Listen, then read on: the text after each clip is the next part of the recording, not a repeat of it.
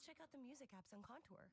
Find romantic music. I was watching that. May I have this dance? Get a room. With Contour TV from Cox, you'll find more than Can you hear me? I'm gonna have to turn down this so you can only hear me through this. All the cash back you earn at the end of your first year automatically, dollar for dollar, with no limit on how much you can earn. Amazing. It's kind of like being showered with cash from above, which would also be pretty amazing.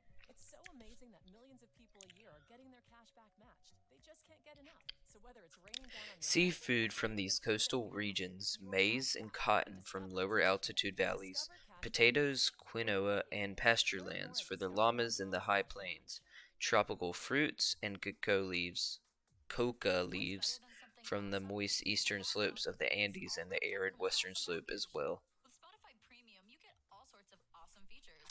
Unlimited They ate streaming, food. on-demand play, offline mode, extreme audio quality, connection to almost every device. Can these ads stop? And uninterrupted music. Tap the banner to learn more.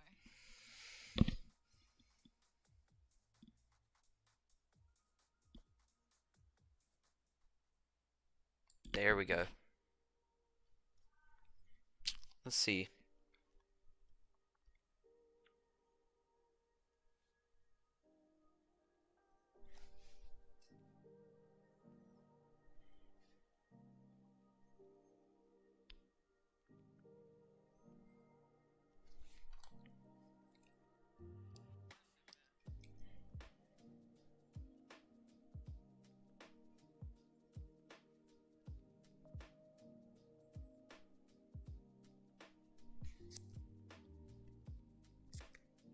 Andean society.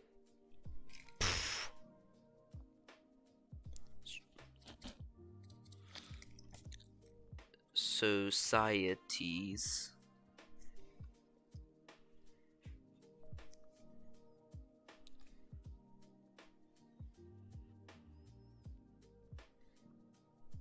sought access to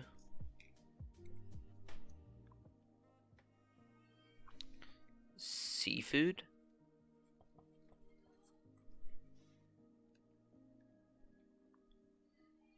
that's seafood, maize and cotton,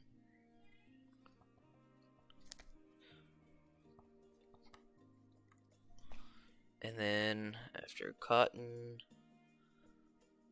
maize, cotton, potatoes, quinoa.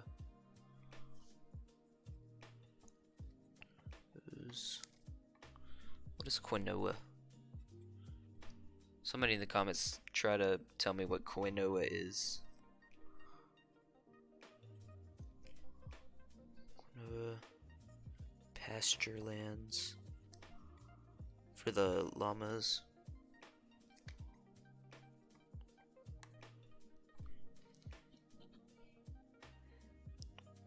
Fruits.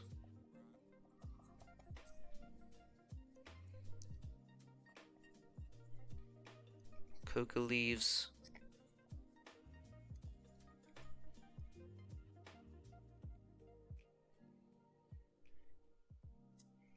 Oh, it ends with coca leaves.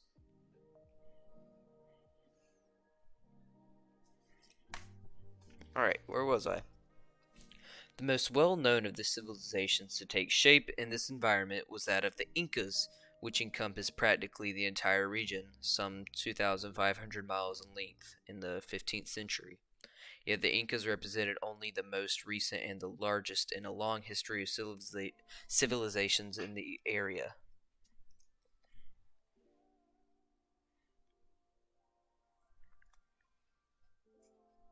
Inca civilization.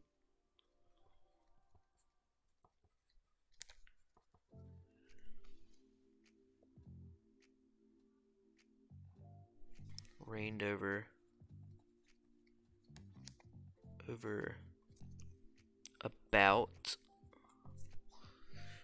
2,500 miles.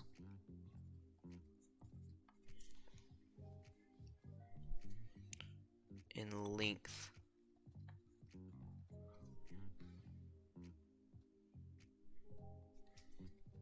of the region in the 15th century.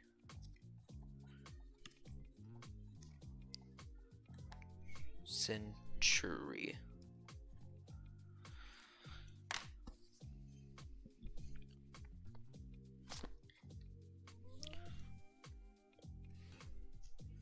All right. It was the largest.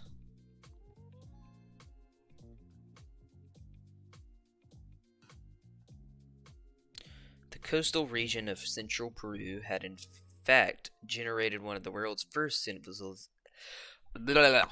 The coastal region of central Peru had in fact generated one of the world's first civilizations, known as Norte Chico, dating back to around 3000 BCE. During the 2 millennia between roughly 1000 BCE and 1000 CE, a number of Andean civilizations rose and passed away. Because none of them had developed writing, historians are largely dependent on archaeology for an understanding of these civilizations.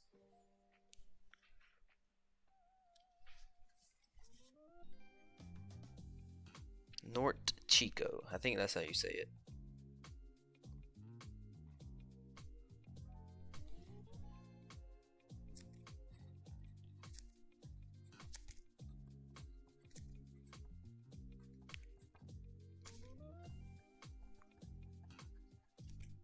One of the first civilizations was based here.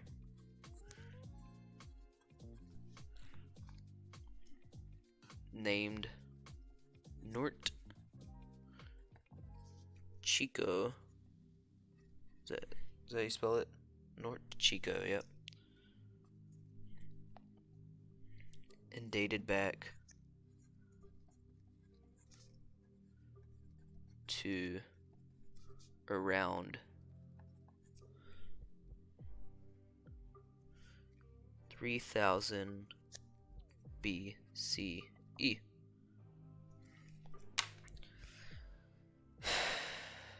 Alright, that's going to be it for this section. So I'll take a highlighter.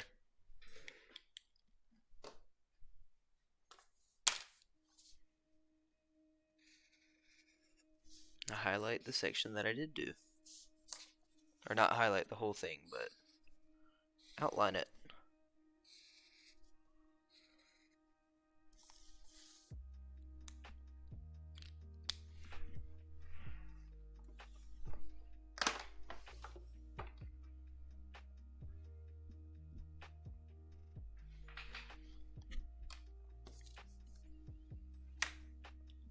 Alright.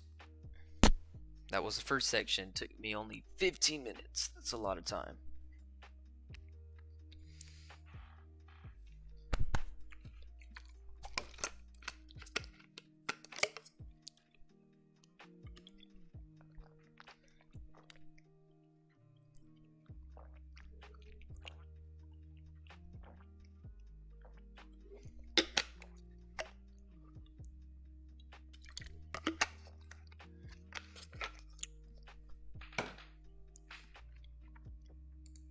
Make sure it's, yep, it's getting my voice. That's good.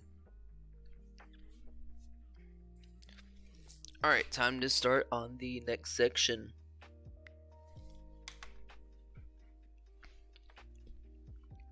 In both the coastal and highland regions of Peru, archaeologists have uncovered numerous local ceremonial centers or temple complexes dating to between 2000 and 1000 BCE. Then around 900 BCE, one of them, situated in the Andean highlands at the village called Chabin de Huantar, became the focus of a religious movement that soon swept through both coastal and highland Peru, aided by its strategic location on trade routes to both the coastal region to the west and the Amazon rainforest to the east. So I gotta think, what can I get out of that? Let's see. I've uncovered numerous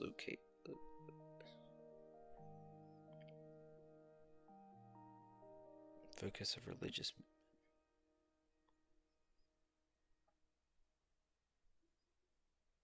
I don't think there's anything important out of that paragraph.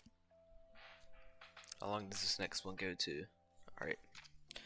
By perhaps 750 BCE, the small center had become a town of 2,000 to 3,000 people, with clear distinction between an elite class who lived in stone houses and ordinary people with adobe dwellings. An elaborate temple complex including numerous galleries, hidden passageways, staircases, ventilation shafts, drainage canals, and distinctive carvings.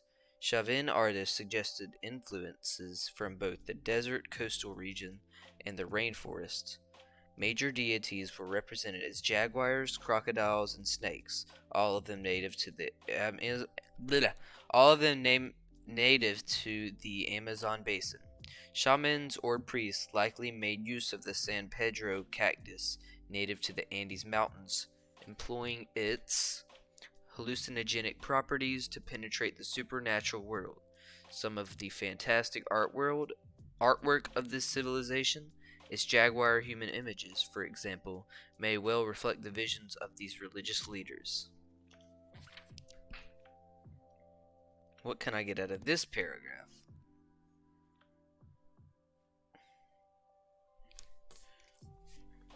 Alright, something about elite classes. Let's see, what can I write? Held. What is it, a social class?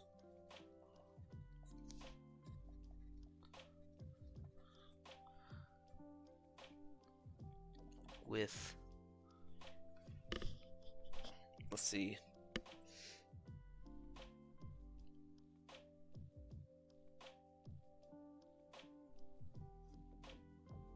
Clear distinctions between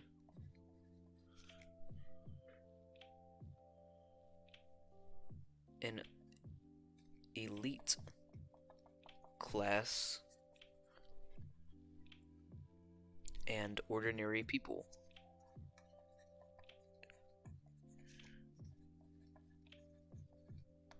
There we go. I feel like there's another one in just this paragraph. Let's see what it could be. Hidden passageway.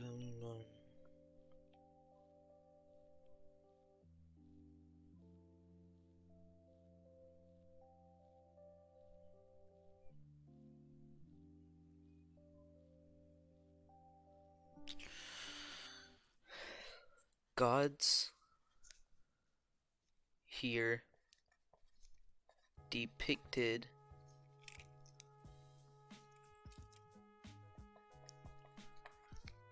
as Amazon like, what would you say, like Amazon creatures? Depicted as Amazon creatures. Let's see.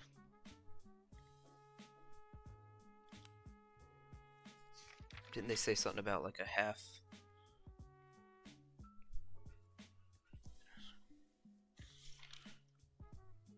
Depicted as Amazon creatures, such as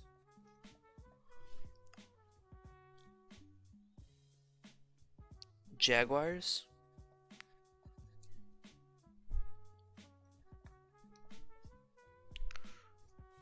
crocodiles, and snakes.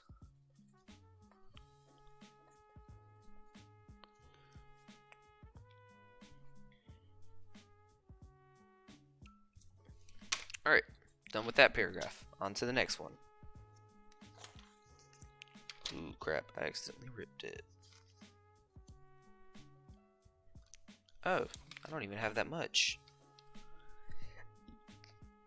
I guess talking to no one actually helps.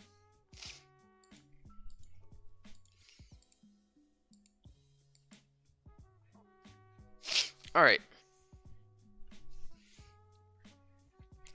Over the next several centuries, this blended religious movement proved attractive across much of Peru and beyond, as Chavín-style temple architecture, sculpture, pottery, religious images, and painted textiles were widely imitated within the region. Chavín itself became a pilgrimage site and perhaps a training center for initiates.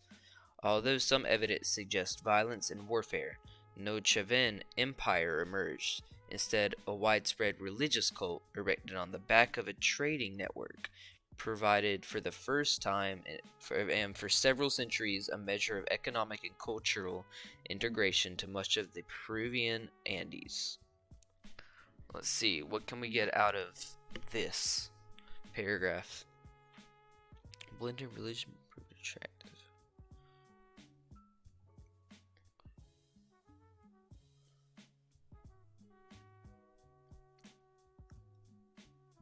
Religions blended.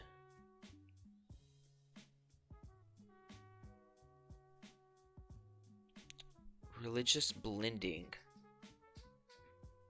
was common and attractive across. Alright, I'm just gonna kind of copy it down a little bit.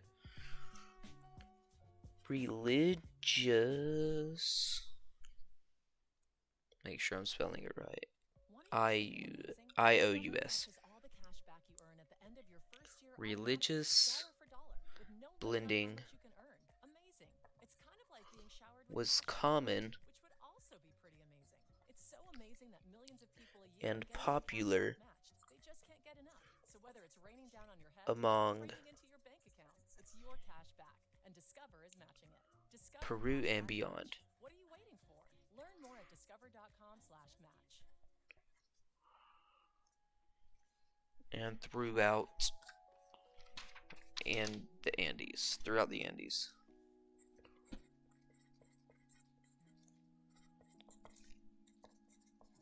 Throughout the Andes. Actually, I don't know if I'm going to need another one. Let me just check. Training Center for Initiates.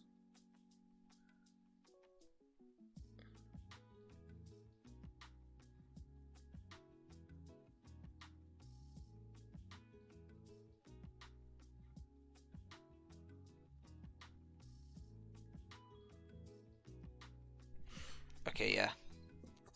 I don't know if this Chavín dude is really important or not. I just guess I'll have to find that out in class. What I do, orange, so this time it's gonna be green.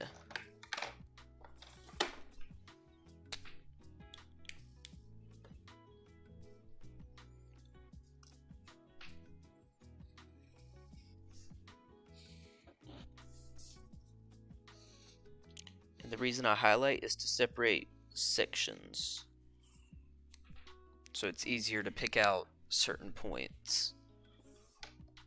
The bigger sections mean there was more to it.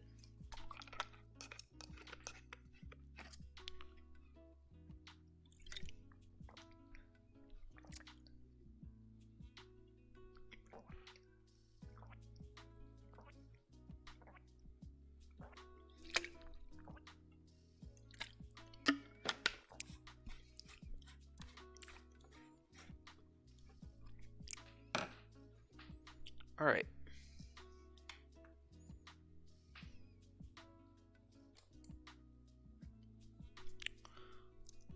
Time to go on to the next section.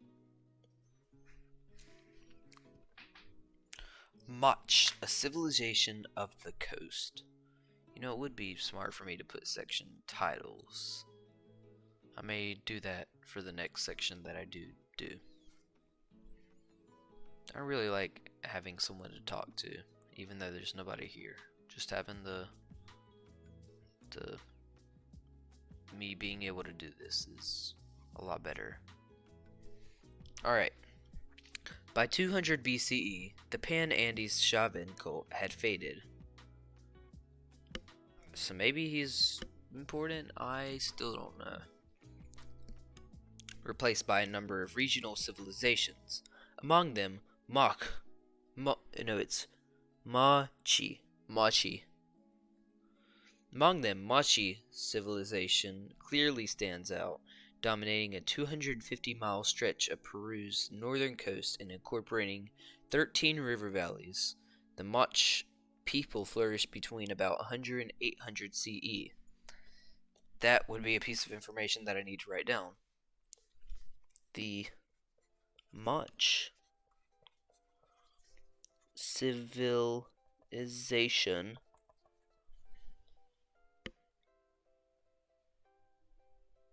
civilization dominated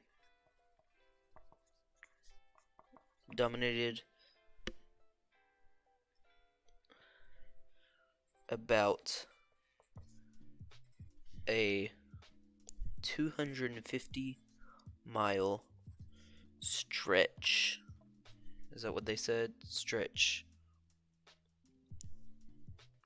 of the northern coast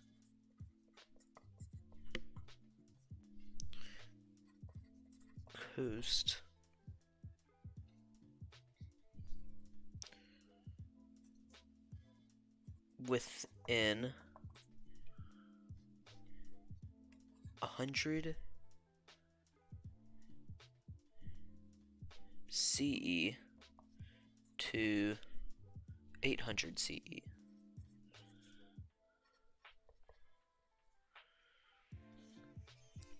All right.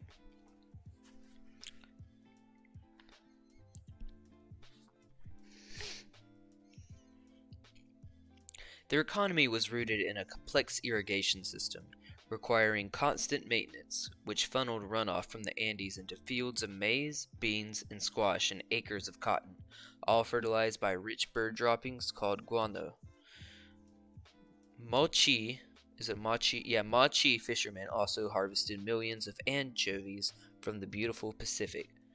Politically, Mochi was governed by warrior priests, some of whom lived atop huge pyramids, the largest of which was constructed from 143 million sun-dried bricks.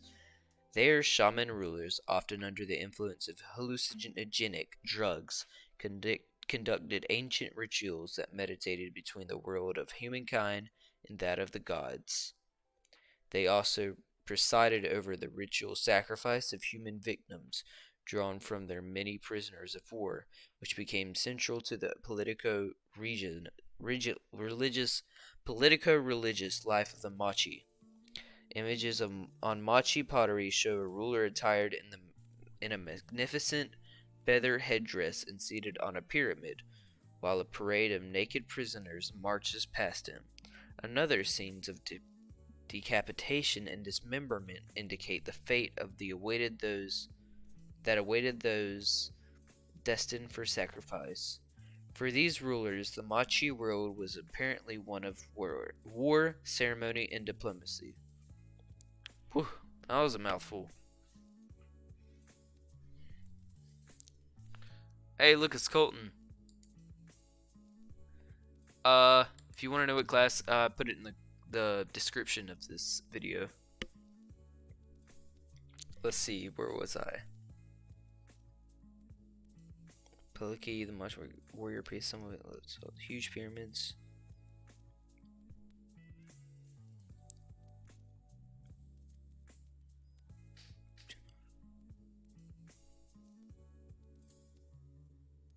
They, like the Machi, often practiced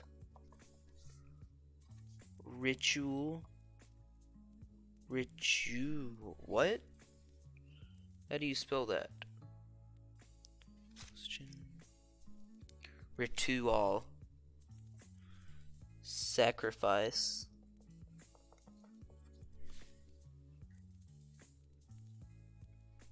Sacrifice of human victims.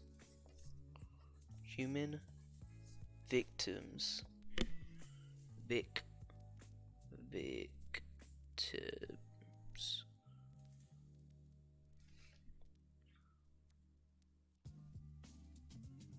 human victims to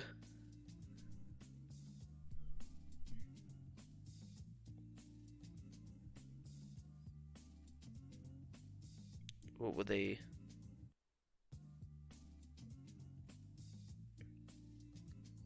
It doesn't say. I guess it's to the gods, but it didn't say that, so I'm not gonna put it.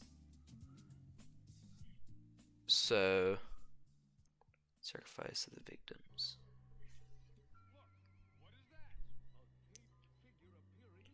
So I'm basically just gonna from their many prisoners of war.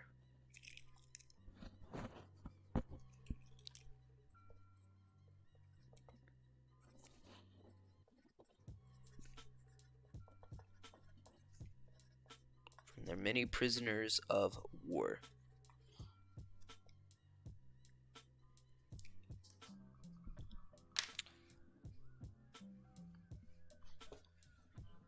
Alright. Let's see. This was kind of long.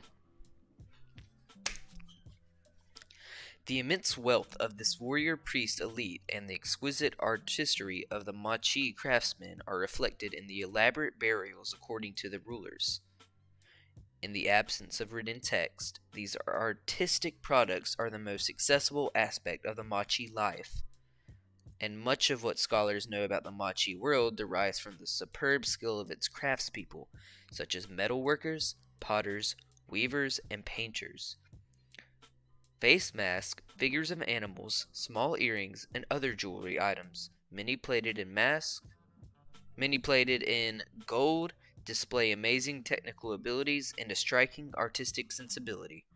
Decorating Machi's ceramic pottery are naturalistic portraits of noble lords and rulers and images from the life of common people, including the blind and the sick. Battle scenes show warriors confronting their enemies with raised clubs. Erotic encounters between men and women and God making love to humans likewise represent common themes, as do grotesque images of the many Machi gods and goddesses. Much of this, of course, reflects the culture of the Machi elite. We know much less about the daily life of the farmers, fishermen, weavers, traders, construction workers, and servants whose labor made that elite culture possible. How much do I have left? Not much at all. Alright, let's see what I can get.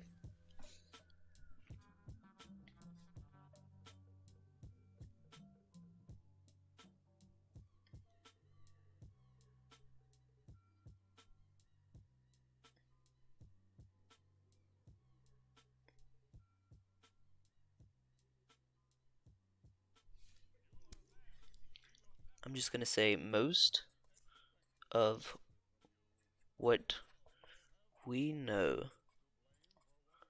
about the Machi civilization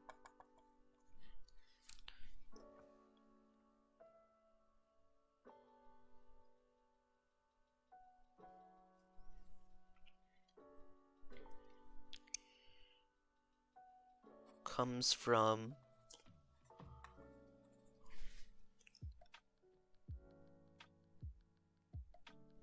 the superb. Is it superb? Or is it suburb? I bet it's superb, yeah. Skill of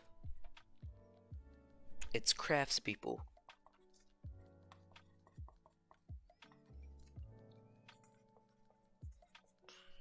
People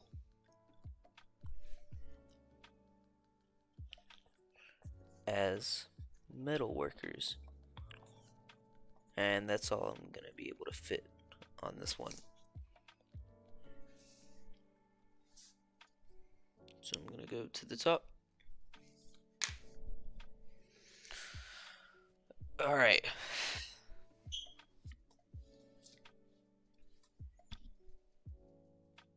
Where am I right now? I bet I can get another one from this one paragraph.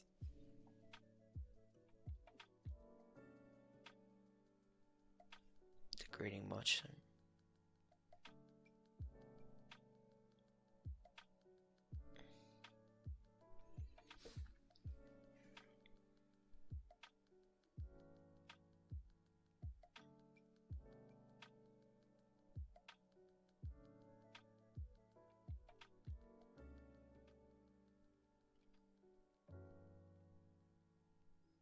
Alright, all we know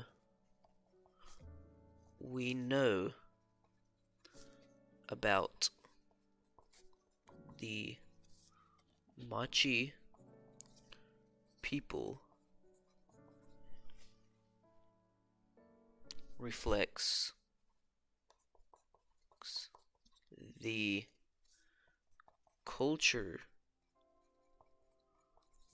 of the elites.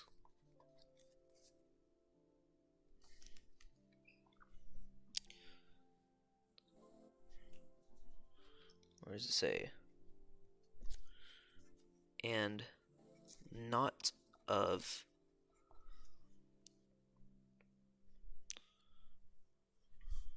farmers, fishermen,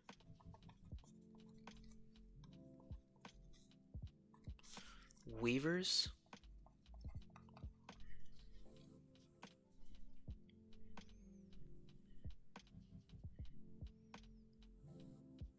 what else? Traders,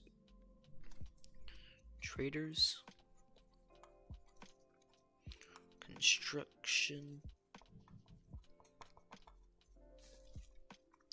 workers, and servants.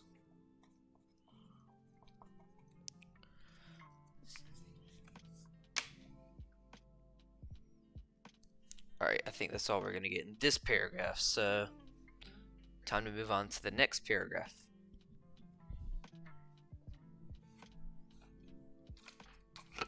Before I do that, I'm going to drink a little bit of water.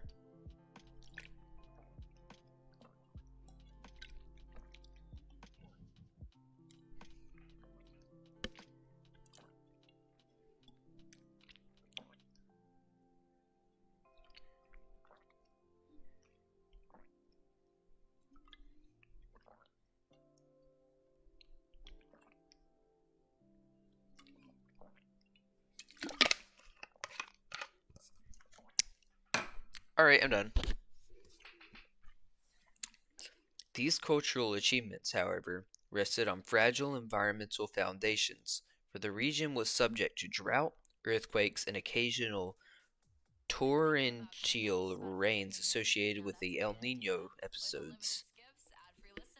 During the 6th century CE, some combinations of these forces caused extended ecological disruption, which seriously undermined the Mach civilization. Machi. In these circumstances, the Machi were vulnerable to aggressive neighbors and possibly to internal social tensions as well. By the end of the 8th century CE, the civilization had passed into history. The Machi civilization collapsed in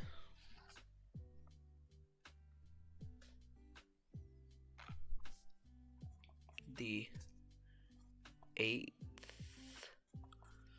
Is that how you spell it? No, I missed an H. 8th century from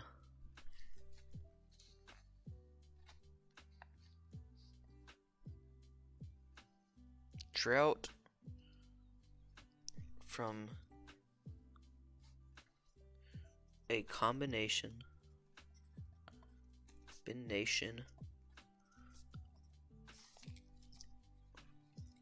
from any of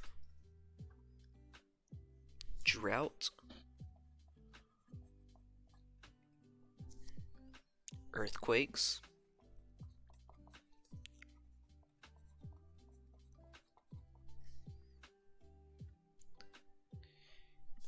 and I don't even know what this word means. Torrential rains. Probably means like really strong rains. And that will sum it up for this section. Time for another highlighter. This time it is pink.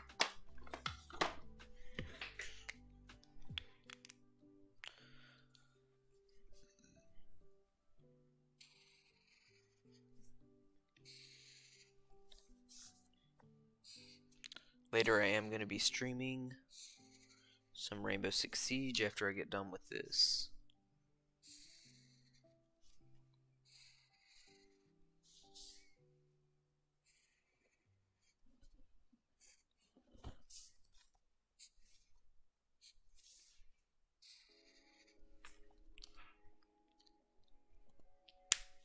Oh, forgot to do this. There we go.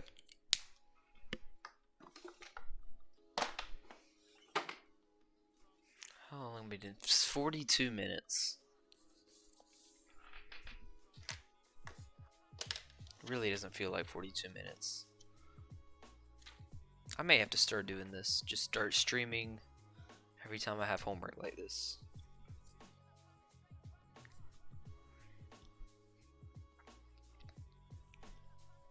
Alright. Wari and Tiwanku, Emperors of the Interior. Never heard of them. This isn't a very long section because I don't have to read these right here. So all I have to read is this, and that, and I'm done. Then I have to, of course, do the front. Or do I? Alright. For more than the Machi and other coastal civilizations, the interior empires of Wari, and Tiwanku provided a measure of political integration and cultural commonality for the entire Andean region. Growing out of ancient settlements, these two states flourished between 400 and 1000 CE, Wari in the northern highlands and Tiwanku into the south.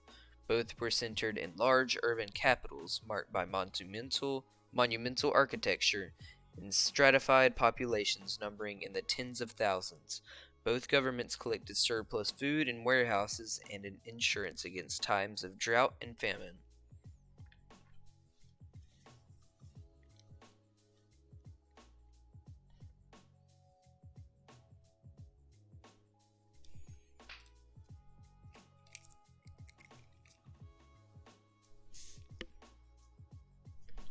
Wari and Tiwanku civilizations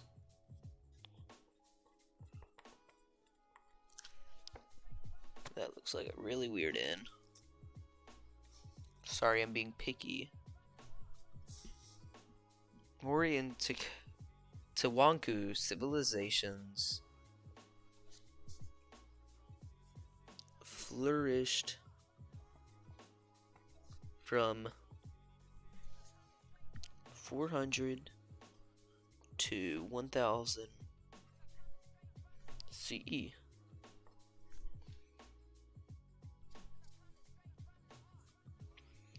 Can go ahead and put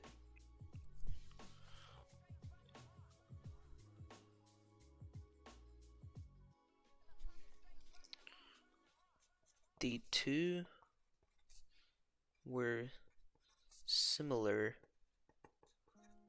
in that they both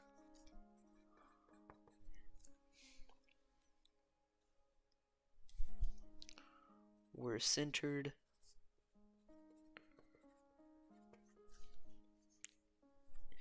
in large urban capitals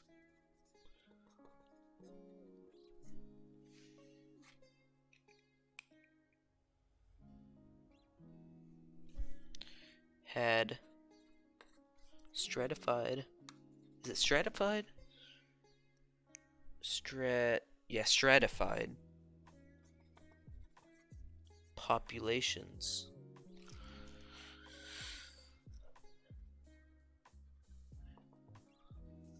Numbering in the, what is it? Tens of thousands. Yeah, tens of thousands.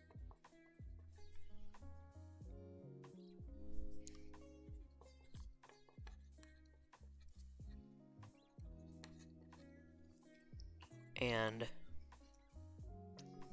collected surplus food for times of need. Alright, that's the first paragraph of this one. Wow. Let's see. This next section is a little bit longer. But neither state controlled a continuous band of territory. Adapting to their vertical environments, both empires established colonies at lower elevations on the eastern and western slopes of the Andes, as well as throughout the highlands, seeking access to resources such as seafood, maize, chili peppers, cocoa, hallucinogenic plants, obsidian, and feathers from tropical birds. Caravans of llamas linked distant centers, allowing the exchange and redistribution of goods, while the religious prestige and ceremonial power of the capital city provided further integration. Cultural influence from the center, such as styles of pottery and textiles, spread well beyond the regions of direct political control. Similar religious symbols and images prevailed in both places, including the ancient Andean staff god, a deity portrayed with a staff in each hand. Versions of this image have been found in Norte Chico, Chavín, and Mochi sites as well, suggesting a long-term continuity in the religious culture of the Andean region. Alright, let me see what I can get here.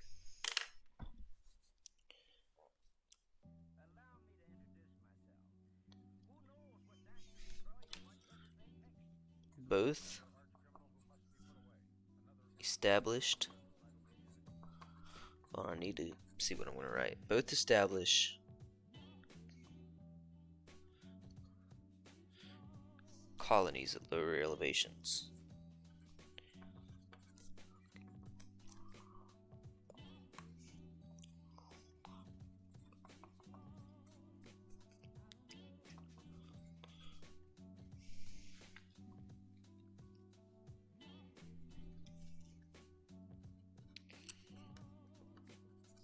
Access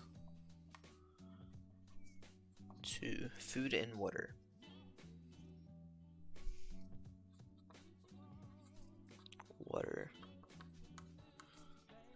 And what'd you call it? Like, the elites have like nice stuff.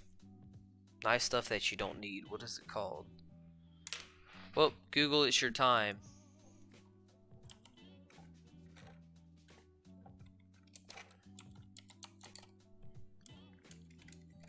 Why do I have caps lock on? What is the word for nice things you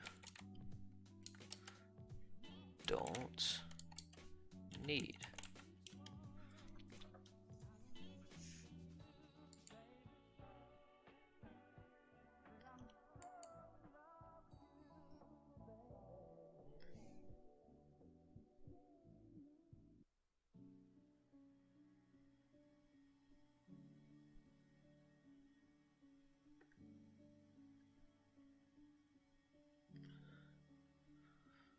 You could say non-essential.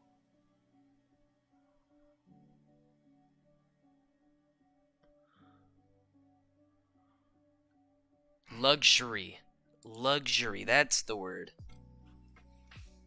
And luxury items.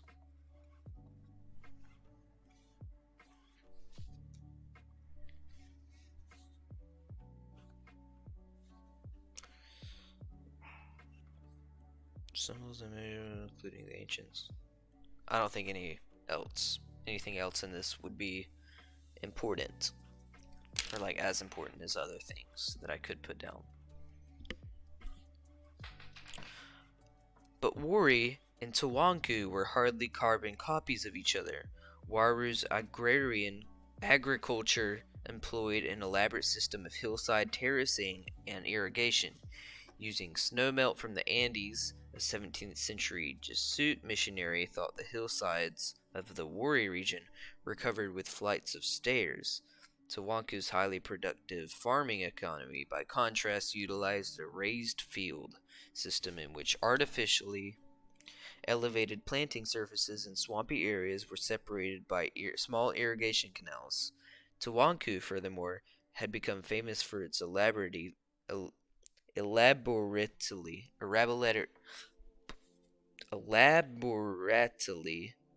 fitted stone walls and buildings, while Wari's tombs and temples were built of fieldstone set in mud mortar and covered with smooth plaster.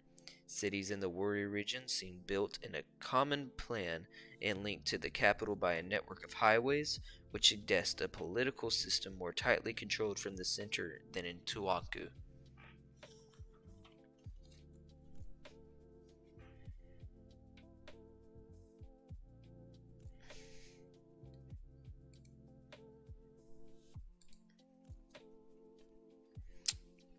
Alright.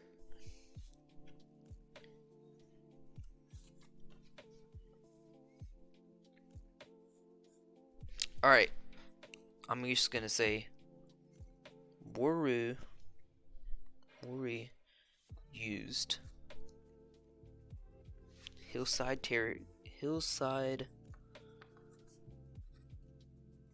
terracing and irrigation while Tawanku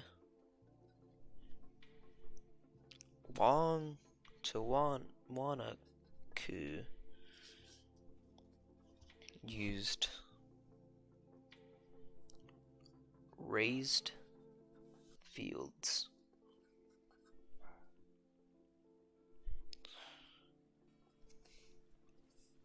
I'm gonna put those in quotations.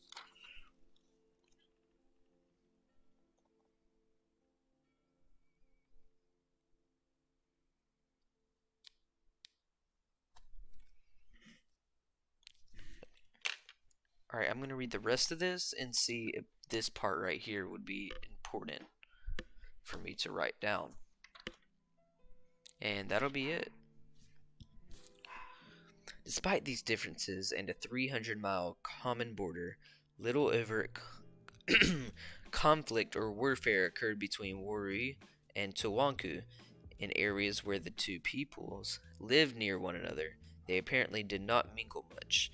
They each spoke their own language, wore different clothing, furnished their homes with distinctive goods, and looked to their respective capital cities for inspiration. That was a small paragraph. I could write down that they had a 300-mile border.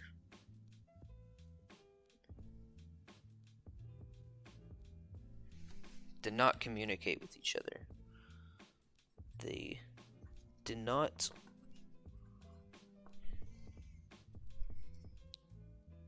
mingle with each other much. I'll put much at all.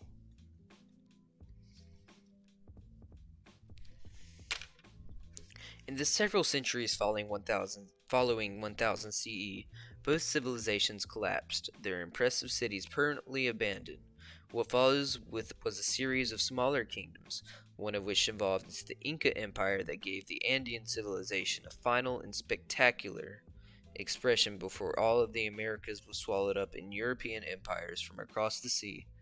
The Incas themselves clearly drew on the legacy of Wuri and Tawanku, adopting aspects of their imperial models and systems of statecraft, building on the Waru highway system, and utilizing similar styles of dress and artistic expression.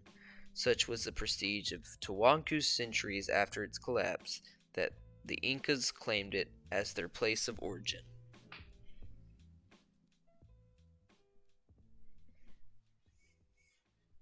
It doesn't say how they collapsed though, so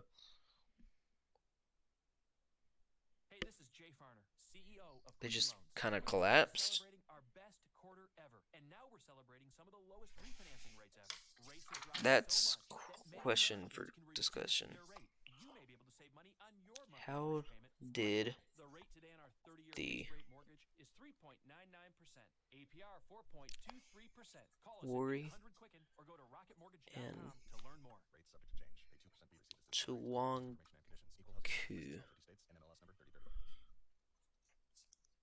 Tawanku civilizations collapse.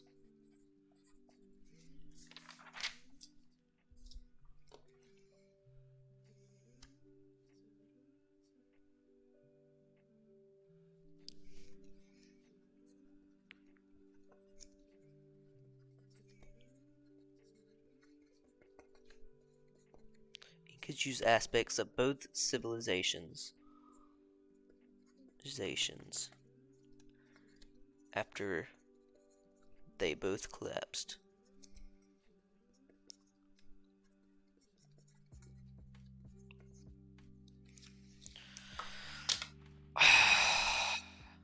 Crap, I need to go get another highlighter.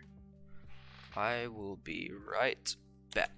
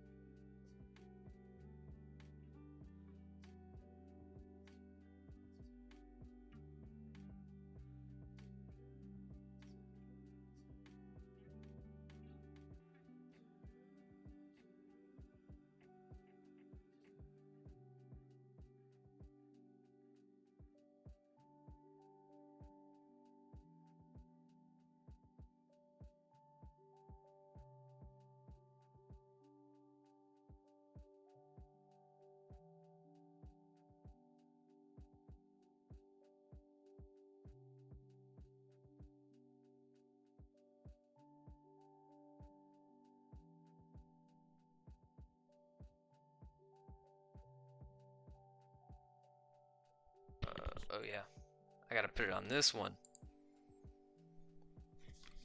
Alright, I'm back. And I got two colors this time, but I'm gonna use blue because it's more colorful.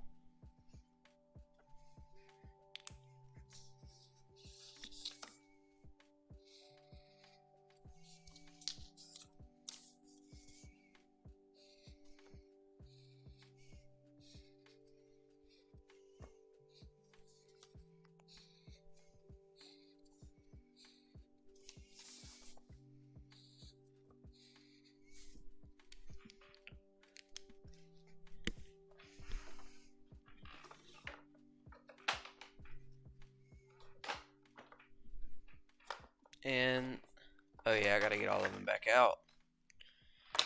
It's highlighter time. Means I can put that up. Don't need Basically what I do is I go through and highlight the most important stuff, very important stuff that I wrote down.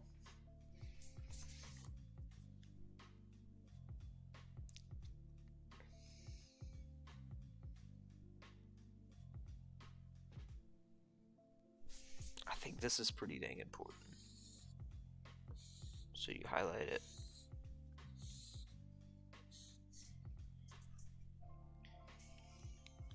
That's not that important.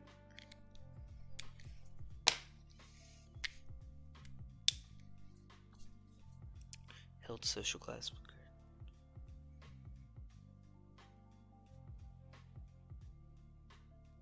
I think religious blending is pretty dang important. Because that doesn't happen everywhere, and if it does, you should probably know about it. And social classes. My teacher is all about social classes.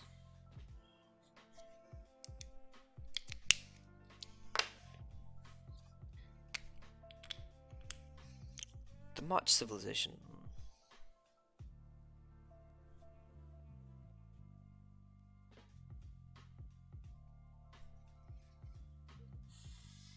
That's pretty important right here because it's explaining like about them. But yes, this is really important because looking at them from paper looks all great and good, but we have no idea what the commoners' life was. All we know was elites.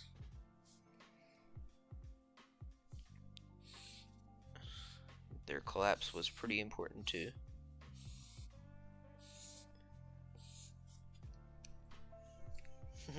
All of that's highlighted.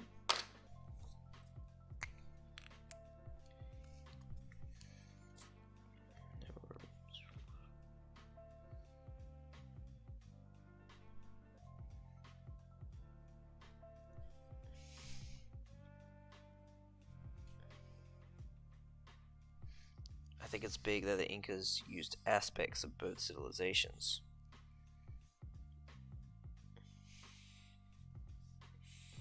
When they flourished isn't that important. Both savage colonies literally. That's kind of important. That's not that important. And the irrigation didn't seem that important.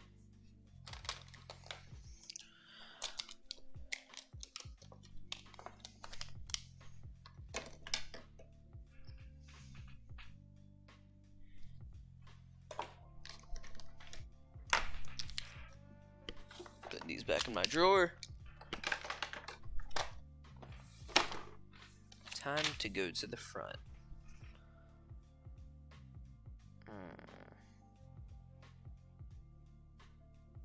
I don't want to do this.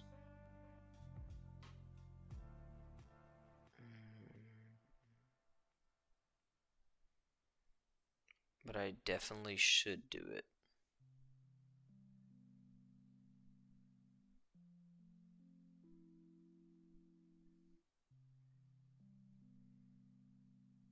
I need to do it.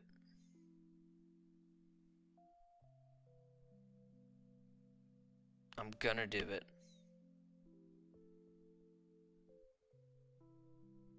I got to do it. Okay.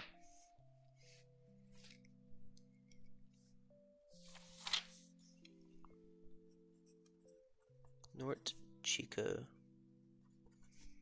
was one of the earliest civilizations.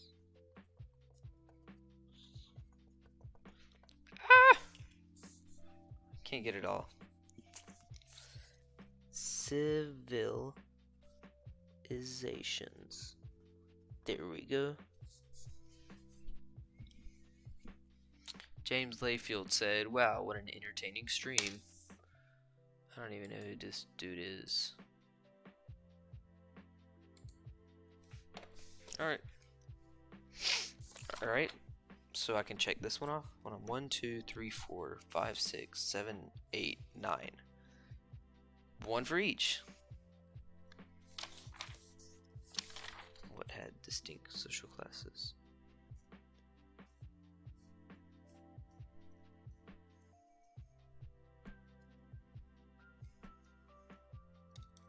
I guess they're talking about North Chica. Or I'm talking about North Chica. North Chica had social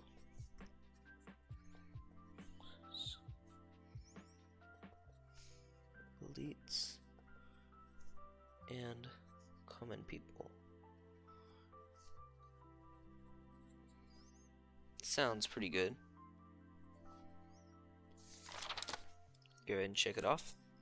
Religious blending was common.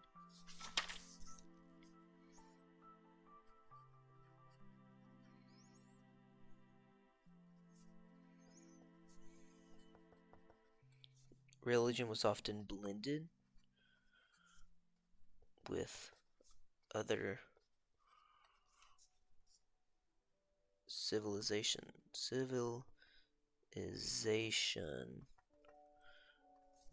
members.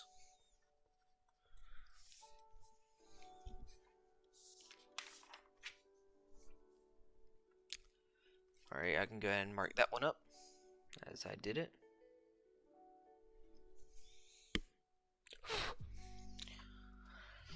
Alright, the Mach civilization dominated.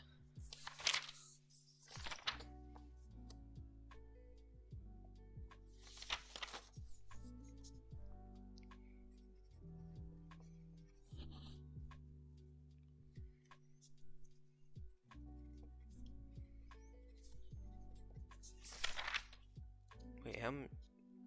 They don't say here. Just one of. That didn't turn out well. Mach was one of the. Mach dominated about 250 miles. Why did I do that?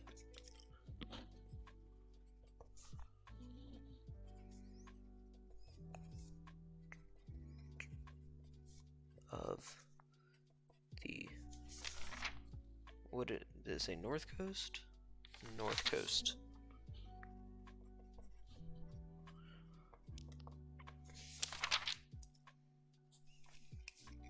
We know about the Mach people with lots of cultures.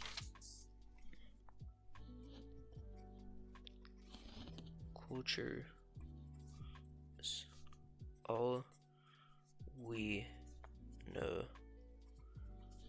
about the Machi.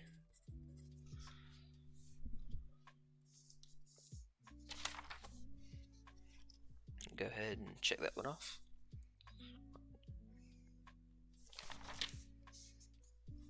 What would it be? Natural disasters.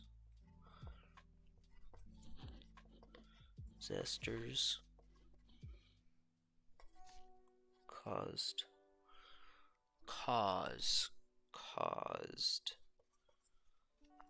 Machi to collapse.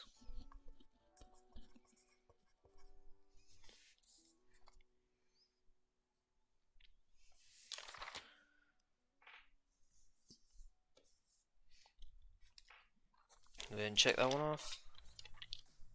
Your friends are over. The music is pumping, and requests are coming in fast. Then something hits you Okay. harder than a bass drum. Just waiting for this. Have to DJ with only shuffle play. But it's easy to take control with Spotify Premium. You can pick any song anytime you like. Ready to get the party started? Tap the banner to learn more.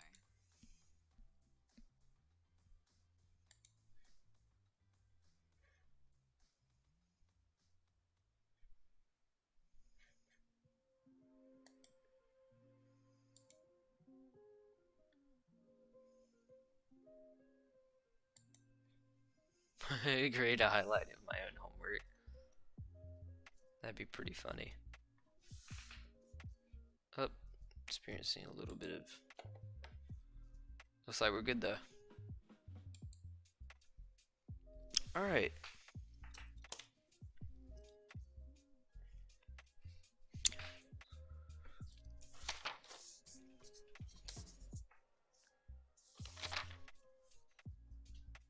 Mori. And Tawanku.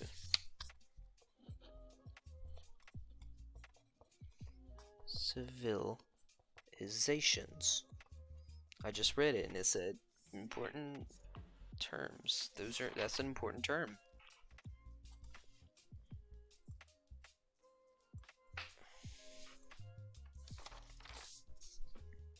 All wanted access to food, water, and luxury goods.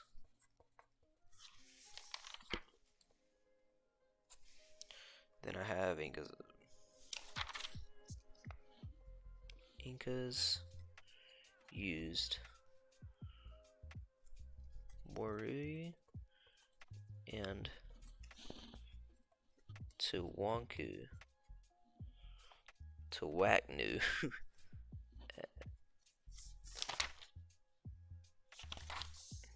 as a basis. Alright. Question seeking clarity. What can I do for this?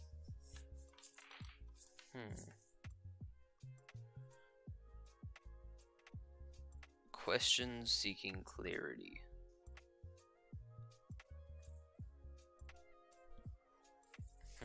Alright, let me think.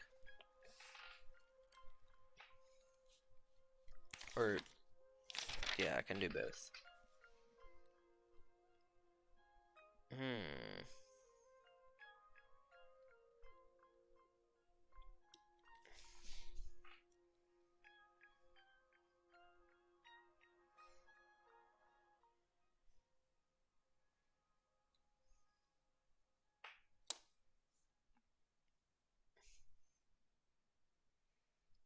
Something, let me say something about the Machi.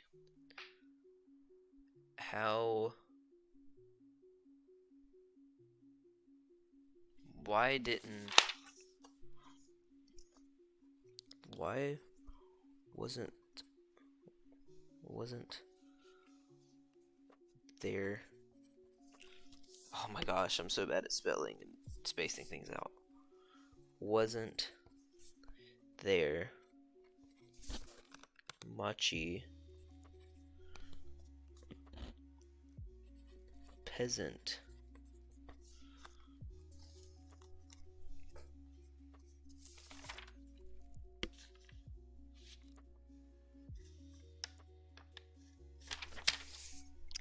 culture shared. Alright, that kind of makes sense. I'm just kind of doing it.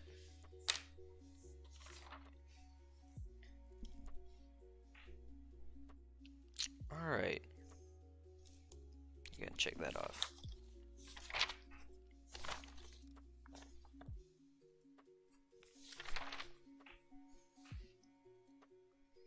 Now something about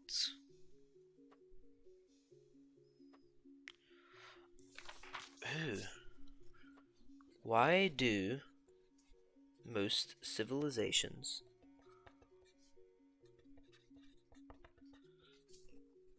make their gods about nature or animals?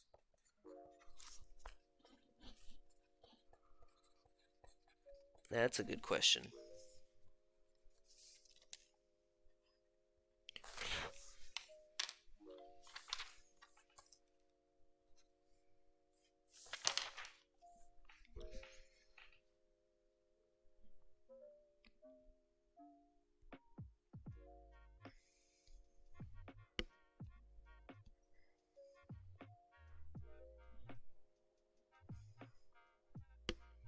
Why did they kill just for fun?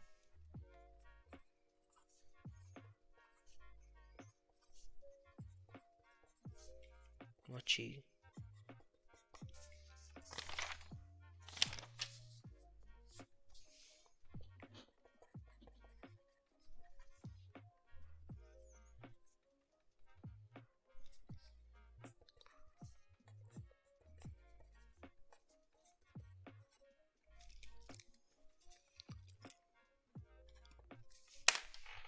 Three important things I need to know from this section.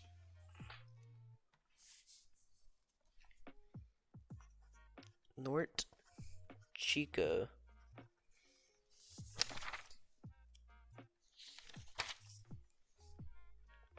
Religious blending.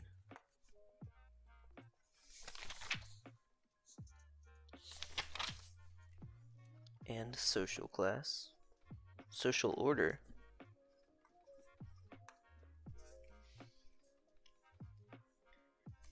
Machi.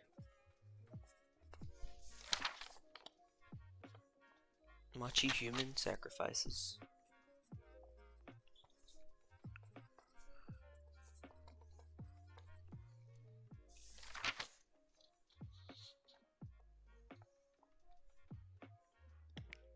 Elite culture. And collapse.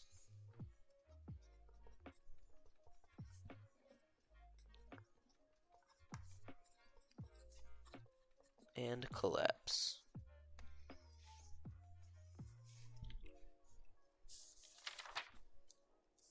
And the last one would have to be Worrying Tawanku.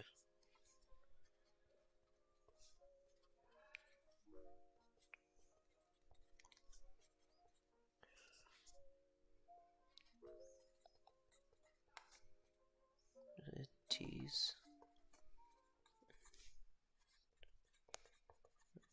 Says with the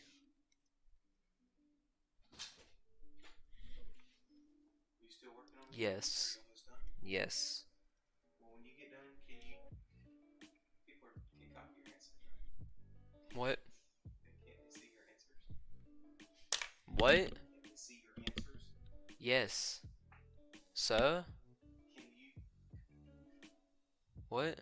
Oh, okay. Yeah. sign off now? Tawanku and Ori's similarities and differences with their way of life.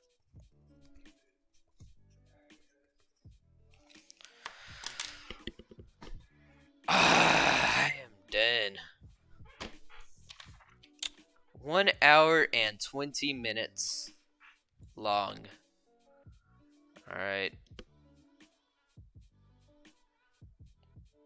Guess I'll see y'all soon. I'm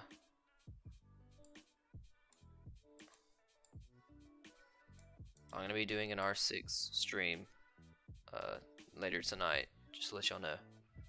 Alright, peace out.